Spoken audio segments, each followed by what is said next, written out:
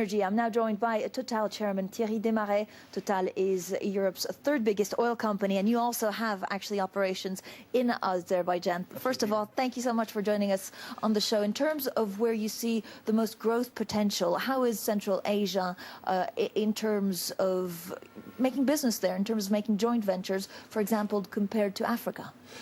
Well, the story is a bit different. The development and the opportunity of developments for international oil companies in Central Asia is relatively recent, but we are investing in a lot, both in Azerbaijan and in Kazakhstan. We have been, of course, in Africa for very long, but we continue to make a lot of discoveries, particularly in West Africa, adding new production in Africa at a substantial pace. And I wanted to ask you actually about Uganda, because there's talk about you doing a joint venture with Tullow Oil. Is this something that has already been signed?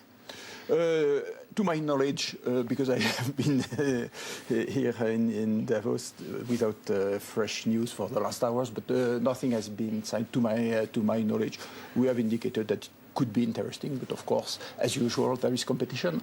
Of course. Monsieur Desmarest, what kind of level would you be looking at for the price of oil for, first of all, your hopes for this year? We were hearing that $100 for a lot of the oil productions would be viable because you can still make money and margins.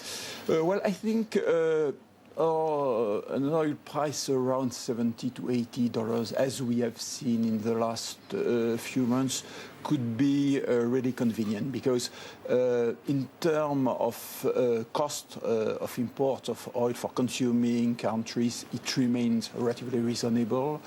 For oil producers, it justifies to continue to invest substantially. And anyway, when you make a decision of investment, it's for production which will come 3, 4, 5 years later. So it's more the idea that you have of the oil price in 3 years from now, which is important, and we think that inevitably in the midterm we will have an increase in the oil price. So, are you concerned about volatility? Well, volatility, it's the market, and you cannot do anything about it. I think you have to manage the company in such a way that if you have some days of low oil price, you survive and you enjoy the better days. Monsieur Desmarest, what are you hearing here in Davos? A lot of the CEOs we've been speaking to are optimistic. Now, you're really a barometer of how growth is going. Is there a risk of a double-dip recession, or are you actually cautious about your forecasts because we actually don't know what's going to happen to the world economy?